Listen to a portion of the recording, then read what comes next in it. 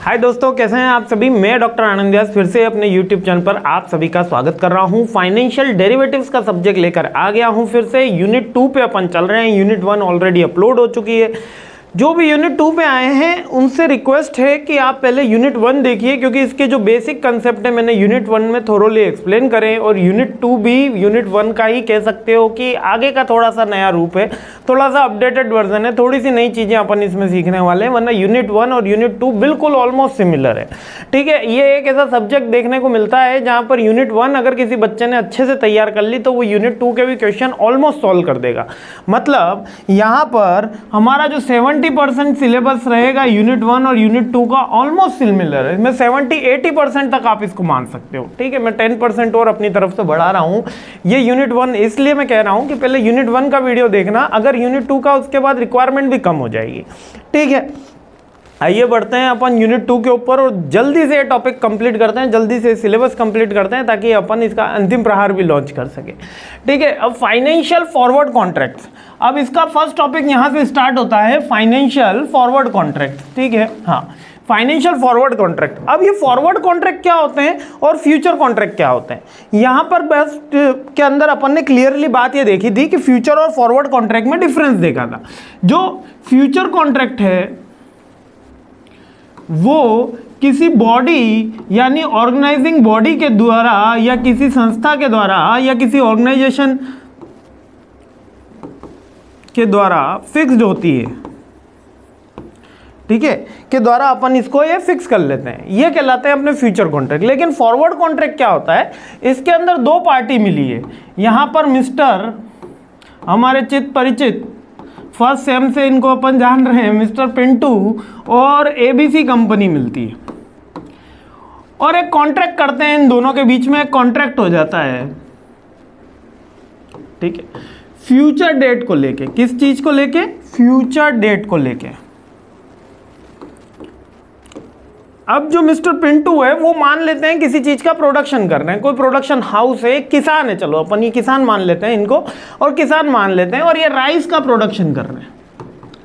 ये कह रहे हैं राइस का जो 100 kg का पैकेजिंग है ये इनको 3000 रुपीज में सेल करेंगे। किसको? एबीसी कंपनी को। एबीसी कंपनी 3000 रुपीज में इसको बाय करेगी फ्यूचर डेट में। अब ये फ्यूचर डेट अपन ले लेते हैं अगले वाले महीने की। अभी मई चल रहा है, जून की ले लेते हैं, चलो जुलाई ले लेते हैं, 1 जुलाई ले लेते हैं। 1 जुलाई को एबीसी कंपनी इनको 3000 रुपये पेमेंट देगी और 100 kg राइस इनसे बाय करेगी। ये इन्होंने फ्यूचर कॉन्ट्रैक्ट करा है। किन किन के बीच में हुआ है? मिस्टर पिंटू और एबीसी कंपनी। अब इस कॉन्ट्रैक्ट को फ्यूचर नहीं बोल रहे हैं, इस कॉन्ट्रैक्ट को फॉरवर्ड कॉन्ट्रैक्ट बोल रहे हैं। क्यों बोल रहे हैं? होता फ्यूचर के लिए, लेकिन यहां पर कोई ऑर्गेनाइज्ड बॉडी नहीं है। यहाँ पर सेबी नहीं आ रहा है, यहाँ पे कोई कमोडिटी एक्सचेंज नहीं आ रहा है, यहाँ पे कोई गवर्नमेंट रेक्टिफाइड बॉडी आरबीआई नहीं इंटरफेयर कर रहा है कि यहाँ हम करा रहे हैं। ठीक है, यहाँ पर ये दोनों अपनी मर्जी से मिले हैं, दोनों अपनी मर्जी से बात कर रहे हैं और एक कॉन्ट्रैक्ट कर रहे हैं। ये जो कॉन्ट्रैक्ट कर रहे हैं ये फाइनेंशियल पोजीशन के लिए कर रहे हैं, फ्यूचर डेट के लिए हो रहा है। और यहाँ पर एबीसी कंपनी कह रही है कि आप मेरे को 1 जुलाई, आज तारीख कितनी है? आज तारीख हो गई है 19 मई हो गई है। चलिए 18 मई मान लेते हैं। ठीक है, 19 मई को वीडियो शूट हो रहा है तो 19 मई, चलो कंफ्यूजन नहीं होगा। 19 मई हो गई है और 19 मई को कॉन्ट्रैक्ट कौन सी तारीख के लिए हो रहा है? जुलाई के लिए हो रहा है, यानी ऑलमोस्ट 1 महीने से ज़्यादा समय के लिए कॉन्ट्रैक्ट कर रहे हैं ये दोनों पार्टी। अब क्या हो सकता है फ्यूचर में? फ्यूचर में 2 कंडीशन हो सकती है। पहली कंडीशन तो ये हो सकती है कि 3 कंडीशन हो सकती है। एक, राइस का रेट है वो 3000 ही रहे, जिसकी प्रोबेबिलिटी हमेशा कम होती है। दूसरा, जो राइस का रेट है वो 3600 रुपीज हो जाए, यानी प्राइस हाई हो जाए। और तीसरी प्रोबेबिलिटी इसके अंदर हो सकती है कि राइस का जो रेट है ये 2800 हो जाए, यानी लो हो जाए या लेस हो जाए। ठीक, ये 3 प्रोबेबिलिटी के अंदर कंडीशन चल सकती है। जब ये 3 प्रोबेबिलिटी के अंदर बात हो रही है तो फर्स्ट कंडीशन के अंदर तो ठीक है, दोनों में सही बात हो गई। लेकिन जो सेकंड कंडीशन है, यहां पर एबीसी कंपनी को प्रॉफिट होगा। क्यों प्रॉफिट होगा? क्यों होगा? क्योंकि एबीसी कंपनी ने प्रोडक्ट कितने में खरीदा है? एबीसी कंपनी ने प्रोडक्ट यहां पर खरीदा है 3000 में, और सेकंड कंडीशन में एबीसी कंपनी को लॉस होगा। यहां पर लॉस हो रहा है एबीसी कंपनी को 200 रुपीज का, और यहां पे प्रॉफिट हो रहा है 600 रुपीज का। ये बात समझ में आ रही है? तो आगे की पूरी चीजें समझ में आएंगी। देखो पूरी की पूरी जितना भी फ्यूचर और फॉरवर्ड कॉन्ट्रैक्ट है सब इसी के ऊपर बेस है कि फ्यूचर प्राइस में अगर प्राइस बढ़ जाते हैं चावल के 100 किलो के 3600 रुपये हो गई बोरी, तो 3600 रुपये जब हो गई तो एबीसी कंपनी को प्रॉफिट हुआ क्योंकि उसने सस्ते में खरीद रखा था। वहीं अगर ये प्राइस कम हो गई तो एबीसी कंपनी को 200 रुपये का नुकसान हो जाएगा। और किसको फायदा होगा? मिस्टर पिंटू को। ठीक है, ये बात अपन को समझनी होगी कि मिस्टर पिंटू को प्रॉफिट कब होगा? जब प्राइस कम होंगे, और बायर को प्रॉफिट कब होगा? यानी एबीसी कंपनी जब प्राइस ज्यादा होंगे। ठीक है, इतनी बात समझ में आ गई आपको? ये बहुत सी सिंपल सी बात है। अगर यहां तक टॉपिक क्लियर हो गया तो आगे की गणित बहुत ईजी हो जाएगी, आगे का पूरा सब्जेक्ट अपना ईजी हो जाएगा। इस कॉन्ट्रैक्ट के बीच में, इस कॉन्ट्रैक्ट में को क्या कहेंगे अपन? फॉरवर्ड कॉन्ट्रैक्ट कहेंगे, फॉरवर्ड कॉन्ट्रैक्ट बोलेंगे। अगर इसके बीच में in forward contract mister Pintu और एबीसी कंपनी के बीच में, यहां पे एबीसी कंपनी का रिप्रेजेंटेटिव आ गया, ये हमारे पिंटू जी आ गए, इन दोनों के बीच में कोई पार्टी आ जाए, एजेंसी आ जाए, सेबी आ जाए, तो ये कॉन्ट्रैक्ट बदल जाता है किसके अंदर? फ्यूचर कॉन्ट्रैक्ट में। ये मेन डिफरेंस होता है।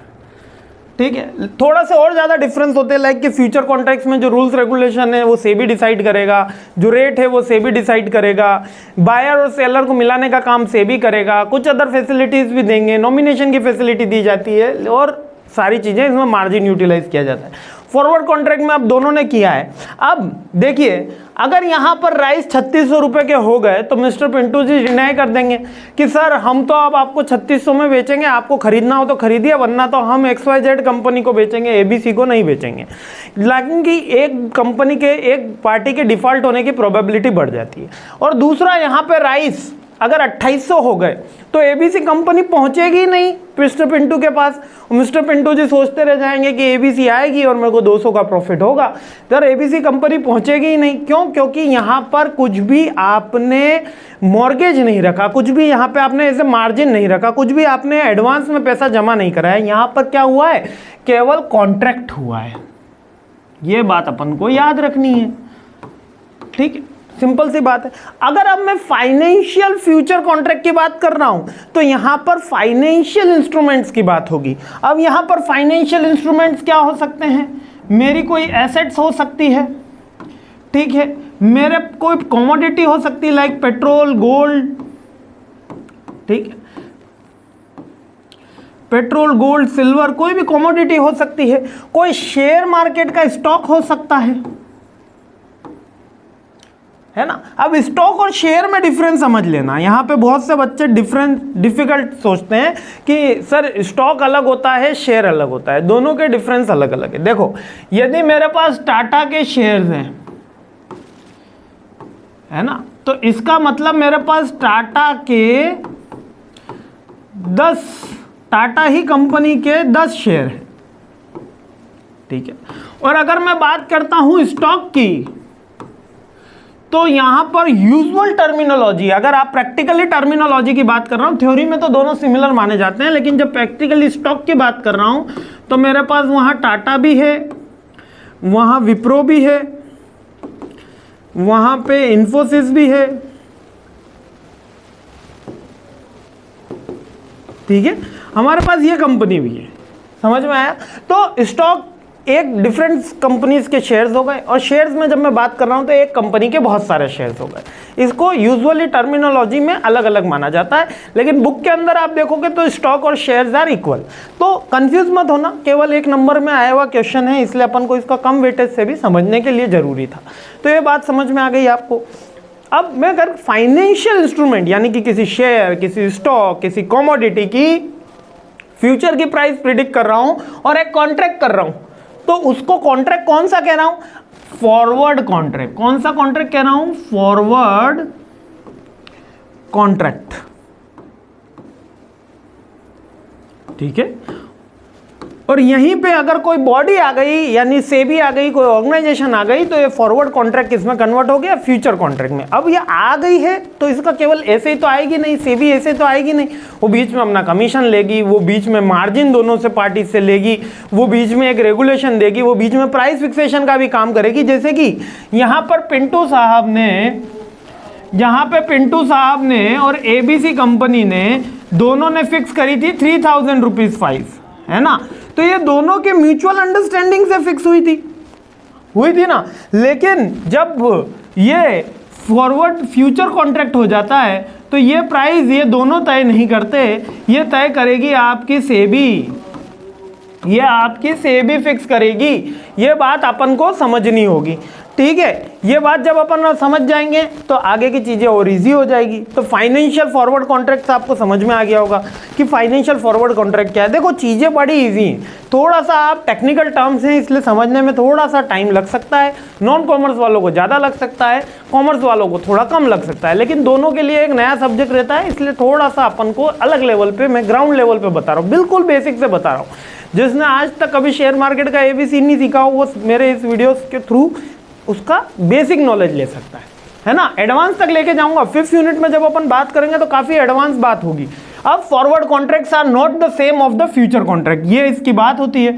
Both allow people to buy and sell assets specific time given price, but forward contracts are not standardized traded exchange. यहाँ पे कोई एक्सचेंज होता नहीं है। हाँ ठीक है, आगे बढ़ते हैं।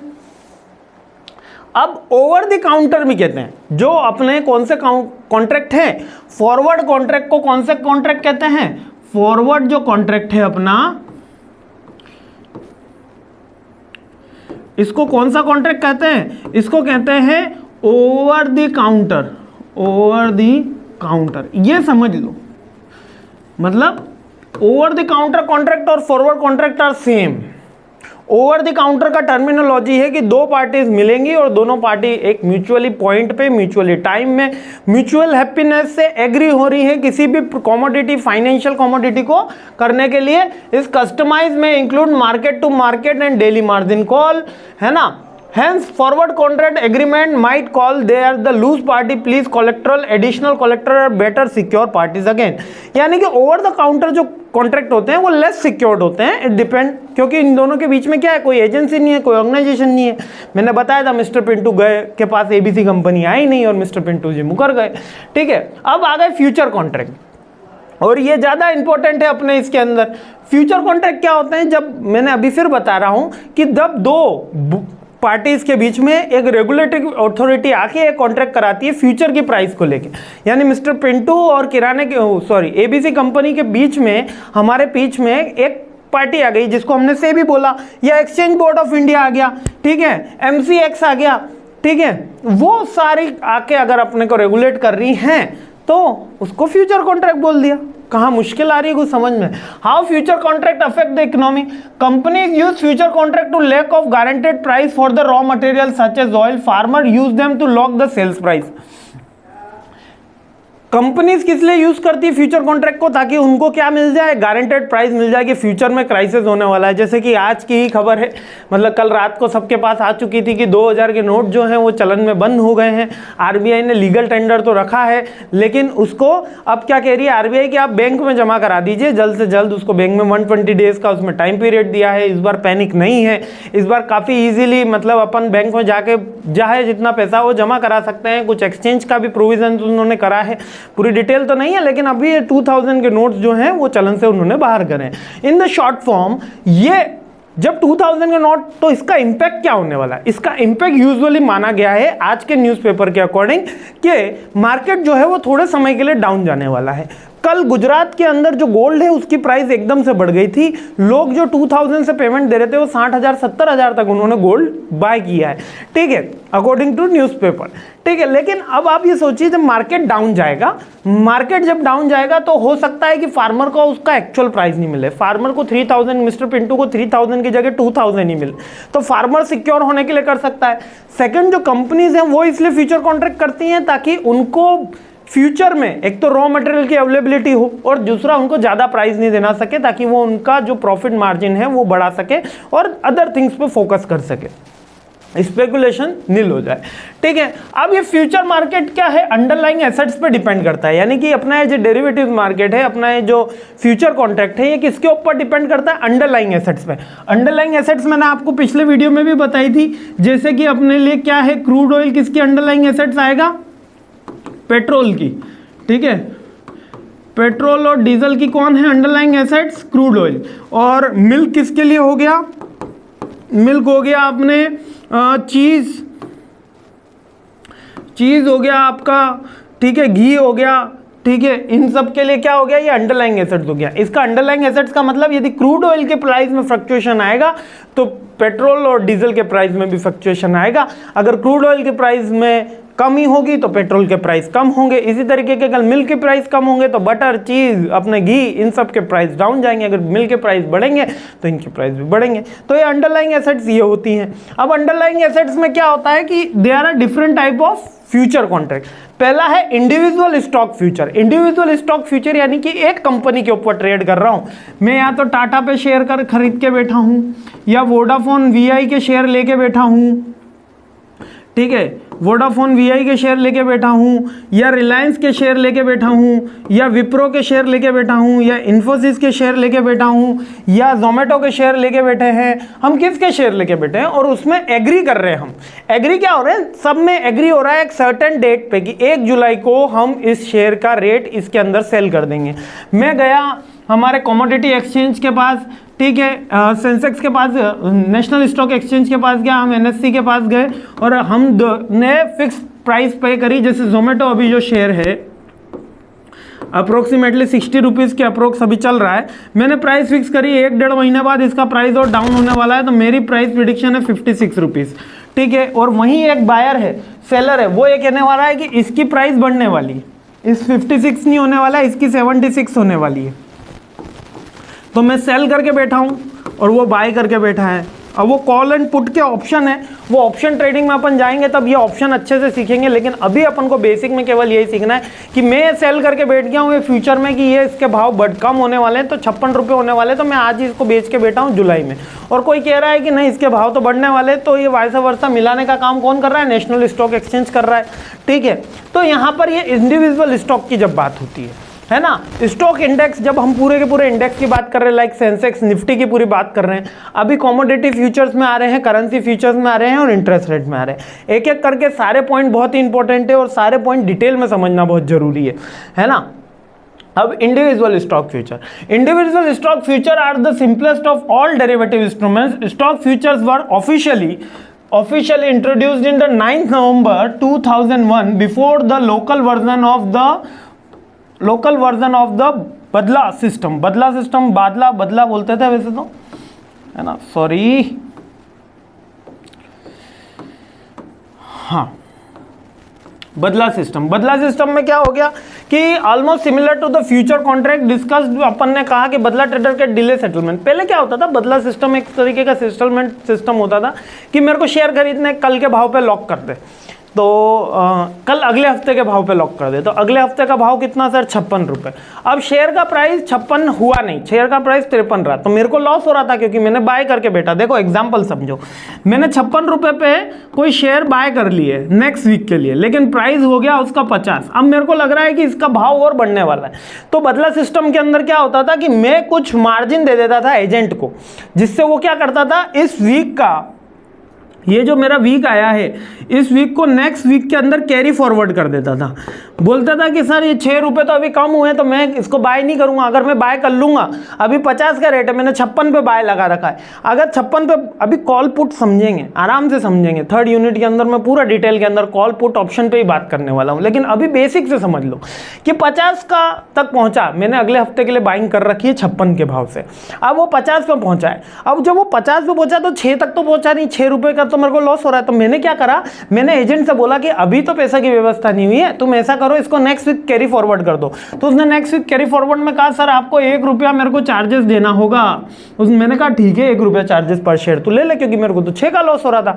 तो मैंने अगले महीने क्या गणित हुई, अगले महीने ये पहुंच गया 52 रुपीज पे, अभी भी 56 नहीं पहुंचा, तो मेरे को फिर लॉस हो रहा है। तो फिर मैं वापस से गया उसके पास और मैंने कहा फिर कैरी फॉरवर्ड कर दे। उसने कहा फिर से 1 रुपया लगेगा, मैंने कहा फिर ले ले 53 रुपीज़। तो ये क्या हुआ कि ये बदला सिस्टम हुआ। हम इसमें कैरी फॉरवर्ड की फैसिलिटी थी जो बाद में जाके 90 डेज तक करी गई। पहले तो ये मल्टीपल टाइम्स तक करी जा सकती थी, मीन्स के कुछ परसेंटेज दे के आप ये अपना जो कॉन्ट्रैक्ट है इसको डिले कर सकते थे। मीन्स कि अभी मैंने अमाउंट नहीं पेड किया है। यहाँ पर एक बात याद रखना, यहाँ पे मैंने 56 रुपये पेड नहीं किए हैं उसको, यहाँ पे मैंने उसका जो अमाउंट है मार्जिन अमाउंट वही पेड किया है। यानी इसको इस तरीके से समझिए, ये मार्केट इतना इंटरेस्टिंग क्यों है। आज आप बाजार में गए 1000 रुपये लेके, तो आप कितने का किराना ला सकते हो? अगर कैश बाय करना है तो आप 1000 रुपये का ही ला सकते हो, है ना। एक सिंपल सी बात है, किराने का सामान लेने गया मैं, 1000 रुपये मेरी जेब में थे तो 1000 का ही सामान ला सकता हूँ क्रेडिट। अब बट यहाँ पर थोड़ा सा अपोजिट होता है, यहाँ पर आपको मार्जिन मिलता है। कहीं पे तो 10x मार्जिन है, कोई कंपनियां 100x तक मार्जिन देती हैं। 100x मार्जिन का मतलब ये है कि आपकी जेब में 100 रुपये हैं, 10x का मतलब आपकी जेब में 100 रुपये हैं, लेकिन आप बिजनेस 1000 रुपीज़ का कर सकते हो केवल मार्जिन रखवा के। मार्जिन यूजुअली 10% होता है ना, कुछ कुछ शेयर्स के अंदर 20% भी। कोई कोई कंपनियां 100x दे रही हैं, यानी आपकी जेब में कितना है 10 रुपया, आप जेब में कितना लेके बैठे हो 10 रुपया, और मार्केट में ट्रेड कितना कर रहे हो, ट्रेड कितने पे कर रहे हो 1000 रुपये पे, क्या 100x का मार्जिन। जब ये 100x का मार्जिन अपने पास आया तो इससे क्या हुआ, प्रॉफिट भी मैक्सिमम होगा, क्योंकि यहाँ पर 1-2% चेंज हो रहा है। अब 1000 का 10% बढ़ गया मान लो, है ना, तो अपना प्रॉफिट कितना हुआ, 1000 पे 10% बढ़ा तो 100 रुपये का प्रॉफिट हुआ कि नहीं हुआ। और अपनी जेब में कितने थे 10 रुपये, तो प्रॉफिट हो गया तुरंत, और 90 रुपये अकाउंट में आ गए। 10 रुपये लगाए 90 अकाउंट में आ गए, बड़ा खुश।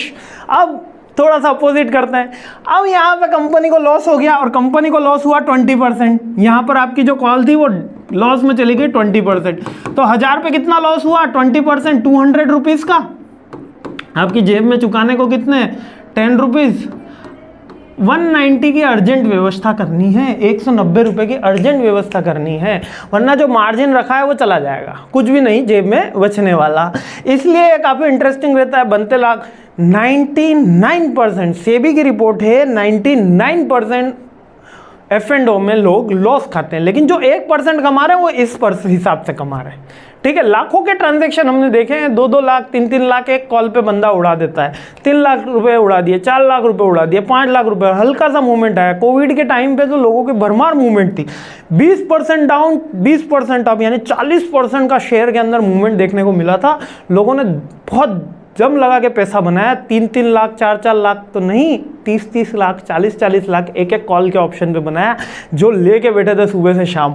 ठीक है, तो डिपेंड कर रहा है कि इस तरीके से मार्केट फ्लक्चुएट कर रहा है। लेकिन high risk high gain, low risk low gain. ठीक है, तो जहाँ गेन है वहाँ रिस्क भी ज़्यादा है। और 99 10 में से 9 व्यक्ति क्या करते हैं, लॉस करते हैं। तो मैं रिकमेंड नहीं कर रहा हूँ आपको, मैं कह रहा हूँ कि पहले आप म्यूचुअल फंड खेलो, फिर आप शेयर मार्केट में आओ, फिर आप इंट्राडे करो, और उसके बाद आप कॉमोडिटी मार्केट या F&O के ऑप्शन पे आओ। आप डायरेक्ट F&O पे आओगे विदाउट म्यूचुअल फंड का नॉलेज लिए तो दिक्कत होगी। थोड़ा धीरे धीरे गेन करो नॉलेज, है ना। आइए, क्योंकि बहुत से स्टूडेंट्स आ जाते हैं हमारे पास, सर आज ये खरीदा था और इतना प्रॉफिट हो गया, और फिर अगले दिन वही बंदा लॉस करके आता है, तब बोलता है। ठीक है, तो बदला सिस्टम आपको समझ में आ गया। पहले टाइप का फ्यूचर कॉन्ट्रैक्ट के सिमिलर ही हुआ करता था, लेकिन इसमें कैरी फॉरवर्ड की फैसिलिटी थी, लेकिन फ्यूचर कॉन्ट्रैक्ट में इसको डिनाई कर दिया गया। ये बदला सिस्टम था, इंडिविजुअल स्टॉक्स में अपना चलता था। आगे बढ़ते हैं, स्टॉक इंडेक्स फ्यूचर, जब मैं पूरे के पूरे इंडेक्स के ऊपर फ्यूचर पर प्रिडिक्ट कर रहा हूं। अभी तो मैं केवल टाटा के शेयर्स पे प्रिडिक्ट कर रहा था, अब मैं सेंसेक्स के ऊपर प्रिडिक्ट कर रहा हूं, अब मैं निफ्टी के ऊपर प्रिडिक्ट कर रहा हूं, निफ्टी 50 के ऊपर प्रिडिक्ट कर रहा हूं, निफ्टी 100 के ऊपर प्रिडिक्ट कर रहा हूं, निफ्टी फ्यूचर के ऊपर प्रिडिक्ट कर रहा हूं, और एग्री हो रहे हैं कि भाई इसका शेयर बढ़ेगा, इसका प्राइस बढ़ेगा, इसका प्राइस डाउन जाएगा, अप जाएगा, डाउन जाएगा, और इनके बीच में हम दो पार्टीज मिलकर एग्रीमेंट कर रहे हैं और किसी रिकॉग्नाइज बॉडी के थ्रू कर रहे हैं। यानी कि फ्यूचर कॉन्ट्रैक्ट में अनलिमिटेड काइंड ऑफ स्पेकुलेशन खोल दिया गया है। लेकिन थोड़ा सा जो कहते हैं कि आप इसको चार्ट्स देखोगे, आप ग्राफ देखोगे, आप चीज़ें पढ़ोगे तो आपको पता चलेगा। तो ये स्टॉक इंडेक्स फ्यूचर आपको समझ में आया। जब मैं इंडिविजुअल लेवल पे, यानी कि आप गेहूं की, अपन ने मिडस्टॉप इनटू और एबीसी कंपनी ट्रेड कर रहे थे केवल राइस के लिए, तो वो इंडिविजुअल हो गया। लेकिन अगर वो पूरे मार्केट के राइस के ऊपर प्रिडिक्ट कर रहे होते तो स्टॉक इंडेक्स फ्यूचर हो गया। अब इंडेक्स क्या है? इंडेक्स के अपना देखिए, इंडेक्स जो है मेनली तो दो ही अपन मान लेते हैं, वैसे तो बहुत सारे हैं, ठीक है, सेंसेक्स और अपन निफ्टी मान लेते हैं। वैसे बहुत सारे, निफ्टी है 50 कंपनीज और सेंसेक्स है 30। यानी कि जो सेंसेक्स की टॉप 30 कंपनी है, इसको निकालने का भी एक फॉर्मूला है, वो पर कैपिटल ग्रोथ करके निकाला जाता है। वो अभी अपन बाद में सीखेंगे, जब इसका टॉपिक आएगा तब मैं समझो। आप केवल इतना याद रख लीजिए, जो सेंसेक्स की टॉप 30 कंपनीज हैं उनका अगर प्राइस बढ़ता है या उनका प्राइस गिरता है तो सेंसेक्स अप जाएगा अगर प्राइस बढ़ेगा, और डाउन जाएगा अगर प्राइस गिरेगा। तो निफ्टी जो होगा, जिसका जब प्राइस बढ़ रहा है, निफ्टी 50, निफ्टी के अंदर टॉप 50 कंपनीज ली जाती है, सेंसेक्स में टॉप 30 ली जाती है। सबका वेटेज अलग अलग होता है, सबका CAGR का फॉर्मूला अलग होता है, निकालने का एक तरीका है, वो अपन बाद में सीखेंगे कि क्यों रिलायंस का शेयर 2000 का है और वहीं BPCL का शेयर 350 का है, और दोनों ही सेंसेक्स की पार्ट मानी जाती है टॉप 30 कंपनी की। ये बाद में कभी सीखेंगे, लेकिन अभी अपन को ये सीखना है कि इंडेक्सिंग को कहते हैं। तो इंडेक्सिंग का मतलब केवल टॉप 30 कंपनी, यानी किसी दिन मार्केट गिरा तो ये बोला जाता है 30 कंपनीज डाउन हुई, लेकिन इसका ये कोई भी मतलब नहीं कि सेंसेक्स के अंदर लिस्टेड टोटल कंपनीज के शेयर डाउन हो गए, टोटल कंपनीज में बिकवाली आ गई, या टोटल किसी दिन सेंसेक्स हाई में गया तो इसका ये मतलब नहीं कि टोटल कंपनीज के शेयर खरीदारी में चले गए, है ना, और कोई बेचने वाला नहीं मिला। क्लियर हो गया ना ये बात तो आपको। तो जब अपन इंडेक्स की बात कर रहे हैं तो यहाँ पर स्टॉक इंडेक्स में अपन पूरे के पूरे सेंसेक्स और निफ्टी मार्केट की बात कर रहे हैं और इनके प्राइस को प्रिडिक्ट कर रहे हैं। अब ये थ्योरी आप पढ़ लेना, इजी थ्योरी है ये। थ्योरी की थ्योरी अभी जो है मैं समझा रहा हूँ वही यहाँ पे लिखा हुआ है। आगे बढ़ते हैं। अब कमोडिटी फ्यूचर, अब कमोडिटी फ्यूचर क्या है? जब मैं गोल्ड, सिल्वर, है ना, आयरन, इनके ऊपर डील कर रहा होता हूँ कि गोल्ड के प्राइस बढ़ेंगे, सिल्वर के प्राइस बढ़ेंगे। अब इसमें बहुत सारी कैटेगरी है, गोल्ड में भी बहुत कैटेगरी है, आयरन में भी बहुत कैटेगरी है, स्टील में भी बहुत कैटेगरी है, ठीक है, बहुत सारे डेरिवेटिव्स हैं। यानी कि मल्टी कमोडिटी एक्सचेंज इनमें अंदर होता है। देखो MCX इसको करता है और नेशनल कमोडिटी एक्सचेंज इसको कराता है, ठीक है। नेशनल कमोडिटी एक्सचेंज ये अलग मार्केट है, शेयर मार्केट एक अलग मार्केट है। शेयर मार्केट में F&O चल रहा है, लेकिन यहाँ पे कमोडिटी एक्सचेंज में भी F&O चलता है। ये कमोडिटी एक्सचेंज, और ये वर्चुअल कमोडिटी भी देती है। लाइक कि मैंने खरीदा 10 kg गोल्ड, अब 10 kg गोल्ड तो ज़्यादा हो गया, 10 kg अपन आयरन की बात करते हैं ना, अपने लेवल पे आते हैं। तो 10 kg अपन आयरन पे आए तो मेरे को वो 10 किलो आयरन घर पे डिलीवर नहीं होगा, it is in a wallet, कि आपको वो वॉलेट में दिख रहा है और मैं इसकी फ्यूचर प्राइस पे ट्रेडिंग कर रहा हूँ, बाइंग एंड सेलिंग कर रहा है। अपने पास वो चीज़ नहीं है। नॉर्मल मार्केट में अंदर हमारे पास वो पोजीशन होना चाहिए या उसका टाइटल होना चाहिए। यहाँ पर केवल टाइटल एक्सचेंज हो रहा है, पोजीशन में कोई भी चीज़ आ नहीं रही है। 100 किलो लोहा खरीदा, ठीक है, 100 किलो स्टील खरीदे, तो 100 किलो घर पे नहीं आ रही है, वो घर से फिर वो दूसरी जगह नहीं जा रही है, वो केवल एक्सचेंज हो रही है, ठीक है। तो यहाँ पर ये जो कमोडिटी एक्सचेंज है, इसके दो एक्सचेंज कौन कौन से हैं? मल्टी कमोडिटी एक्सचेंज और national commodities derivative exchange. Stock market future is not, इसके अंदर अलग पैरामीटर होता है, ये लॉट के अंदर ट्रेड नहीं होता है, इसमें इंडिविजुअल भी ट्रेड किया जा सकता है। यानी कि जो फ्यूचर कॉन्ट्रैक्ट है उसके अंदर लॉट के अंदर ट्रेड होता है। जैसे कि ICICI का शायद 1375 है, यानी कि ICICI का आपको एक शेयर नहीं मिलेगा, ICICI का आपको एक शेयर नहीं मिलेगा। आपको फ्यूचर में खरीदना है तो 1375 शेयर खरीदने होंगे। इसी तरीके से डिफरेंट कंपनीज है, किसी का 450 है, किसी का 500 है ना, डिफरेंट कंपनीज है, उनका अलग अलग चलता है। यानी कि यहाँ पर बट MCX के अंदर ऐसी कोई पाबंदी नहीं होती कमोडिटी डेरिवेटिव्स में। हाँ, अब इंटरेस्ट रेट फ्यूचर, अब देखो हर चीज़ पे पैसा लगा रहे लोग को, है ना। घुड़सवारी तो अपन ने बंद कर दी। अपन कह रहे शेयर मार्केट का एक शेयर का भाव बढ़ेगा कम होगा, अपन कह रहे मार्केट का भाव बढ़ेगा कम होगा। अब अपन ने कॉमोडिटी भी कर लिया। अब इसके बाद क्या बचा? अब इसके बाद बचा ब्याज, यानी कि इंटरेस्ट रेट। आरबीआई की जो इंटरेस्ट रेट होने वाली है, जो हमको इंटरेस्ट मिलने वाला है, वो कम होगा या बढ़ेगा। यहाँ पर देखना फ्यूचर ट्रेड हो रहा है। यहाँ पर interest rate futures were introduce कब हुआ था? 2009 में इंट्रोड्यूस हुआ था। Logical underlying asset is the same we saw the commodity in stock future in case underlying asset would be डेब्ट obligation debt will be move the value of according to the interest rate. Generally government bonds, अब government bonds हैं, उनकी interest rate fluctuation हो रहा है और उस पर मैं कि गवर्नमेंट रेट का, बॉन्ड का प्राइस का इंटरेस्ट, बॉन्ड के प्राइस नहीं, बॉन्ड के प्राइस का इंटरेस्ट। जैसे कि बॉन्ड का प्राइस हुआ 700 रुपीज़, इंटरेस्ट रेट हुआ 10%, तो इंटरेस्ट कितना हुआ 70 रुपीज़। और यहाँ पर जो ट्रेडिंग हो रही है, यहाँ पर जो एक्सचेंज हो रहा है वो 10% पे हो रहा है। यानी कि ये फ्यूचर प्राइस किसकी डिसाइड हो रही है? 10% की, कि 9 होगा कि 12 होगा।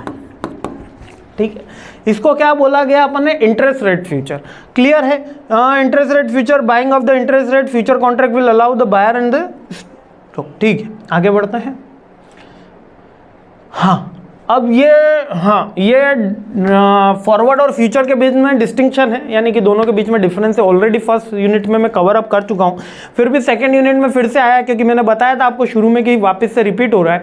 तो क्या है? देखो, फॉरवर्ड कॉन्ट्रैक्ट दो पार्टीज हैं, कोई रेगुलेटरी अथॉरिटी नहीं है, दोनों अपने साथ में मिलकर काम कर रहे हैं, दोनों अपने म्यूचुअल हैप्पीनेस से डील कर रहे हैं और म्यूचुअली उसके रूल्स रेगुलेशन फाइनल कर रहे हैं। जबकि फॉरवर्ड कॉन्ट्रैक्ट के अंदर एक गवर्नमेंट बॉडी है, जो ऑर्गेनाइज बॉडी है, जो ये सारी की सारी चीजें कर रही है। इसका पर्पस क्या है? कस्टमाइज करा जा सकता है कस्टमर की नीड के अकॉर्डिंग, और यहाँ पे स्टैंडर्डाइज होता है। यहाँ पे वो कह रहा है कि भैया एक बोरी के 3000, 2 बोरी के 5000। यहाँ पर ऐसा नहीं होता है। यहाँ एक बोरी का 3000 है तो 2 बोरी का भी 6000 ही कहलाएगा। ठीक है, negotiated directly by the buyer और सेलर के बीच में, और यहाँ पर एक्सचेंज के बीच से नेगोशिएट होता है, और यहाँ पर कोई रेगुलेशन नहीं होता, और यहाँ पर गवर्नमेंट बॉडी इसको रेगुलेट करती है। क्लियर है? ये ऑलरेडी फर्स्ट यूनिट में मैंने काफी डिटेल में पढ़ाया है ना। Pricing of future contract. अब pricing of future contract is dilate the cash value of the underlying assets. अब प्राइसिंग क्या कहलाती है? अब प्राइसिंग का मतलब इसके अंदर मार्जिन लिए जाते हैं। ठीक है, अब जैसे कि मिस्टर पिंटू, एक ही एग्जांपल से अपन सारी चीजें देखो समझ रहे हैं। यहां पर इन्होंने 3000 का किसी गवर्नमेंट बॉडी के थ्रू करा, यानी कि इन्होंने ले ली, सेबी को बीच में ले लिया, एनएससी को बीच में, नेशनल स्टॉक एक्सचेंज को बीच में ले लिया, है ना। और इन्होंने कॉन्ट्रैक्ट करा था फ्यूचर कॉन्ट्रैक्ट। अब इन्होंने कहा है 10%, यानी 10% मिस्टर पिंटू से भी रखाएगी, 10% एबीसी कंपनी से भी रखाएगी, यानी 300 रुपए पहले बोले कि जमा कराओ। इसको बोलते हैं इनिशियल मार्जिन। क्या बोलते हैं? Initial margin. अब ये दोनों पार्टी छोड़ के जा क्यों नहीं सकती? क्योंकि 10% तो इन्होंने इनिशियल मार्जिन ले लिया। अब ये प्रोडक्ट की मैक्सिमम माना जाता है कि 2700 का होगा या 3300 का होगा। अगर ये दोनों में से एक भी पार्टी छोड़ के जाती है, जैसे मिस्टर पिंटू भागता है या एबीसी कंपनी चली जाती है, मिस्टर पिंटू तो तेज दौड़ता है इसलिए वो भागता है ना, और एबीसी कंपनी चली जाती है, तो ये जो 10% का मार्जिन है ये जब्त हो जाएगा। ठीक है, तो इसलिए कंपनी जा नहीं सकती है, लीगली ऑब्लिगेट हो गई है। ठीक है, ऑब्लिगेट हो गई है। तो ये 3000 रुपीज़ का 10% यूजुअली रखा लिया, कहीं कहीं 20% का भी नियम है। तो ये इनिशियल मार्जिन कहलाता है। फिर क्या होता है कि धीरे धीरे धीरे प्राइस में फिर फ्लक्चुएशन होता है। अब क्या हो गया कि प्राइस क्या हो गई कि अब मान लेते हैं ये जो प्राइस है वो पहुंच गई 2500 रुपये पे। ठीक है, यानी मिस्टर पिंटू को लॉस हो गया 300, फिर भी वो तो भाग सकता है क्योंकि 300 का ही लॉस हो रहा है। यहाँ पे 2500 पहुंच गया, यानी 200 का अभी भी उसको। तो यहाँ पर जैसे जैसे वो उसके प्राइस डाउन होते हैं, मिस्टर पिंटू से कौन कहता है, जो एनएससी है वो कहेगा कि आप और मार्जिन बढ़ा के दो, यानी कि 500 रुपये आप जमा कराओ, 700 रुपये जमा कराओ। अभी वो 500 का लॉस हो रहा है तो कितना मांगेगा? 700 रुपये जमा कराने का बोलेगा। तो वो उसको क्या बोलते हैं? Maintenance margin. और वैसा वर्षा अगर प्राइस बढ़ रहा होता है 3600, 3700, 3800 हो रहा होता है, तो 2500 रुपये में तो आप मिस्टर पिंटू को प्रॉफिट हो रहा है। यहाँ पे एबीसी कंपनी, सॉरी एग्जांपल गलत हो गया, एबीसी कंपनी को बोलेगा कि 500 रुपये 700 रुपये वापस से आप जमा कराओ। ठीक है, मतलब अगर प्राइस कम हो रहा होता है तो एबीसी कंपनी को बोलेगा और प्राइस बढ़ रहा होता है तो मिस्टर पिंटू को बोला जाएगा। थोड़ा सा टंग ट्विस्ट हो गई, ठीक है। Maintenance margin is less than the initial. अब मेंटेनेंस मार्जिन लेस देन होता है ना, यूजुअली 10% से कम होता है, लेकिन धीरे धीरे बार बार रेकरिंग किया जा सकता है। यानी कि आपने जितना लंबा प्रोडक्ट लिया है, 1 महीने का लिया है, 1 हफ्ते का लिया है, 2 हफ्ते का लिया है, तो जैसे जैसे जैसे ये मार्जिन बढ़ेगा वैसे वैसे वैसे अकाउंट्स में चेंजेस आपको देखने को मिलेंगे। क्लियर हो गया। अब करेंसी फ्यूचर,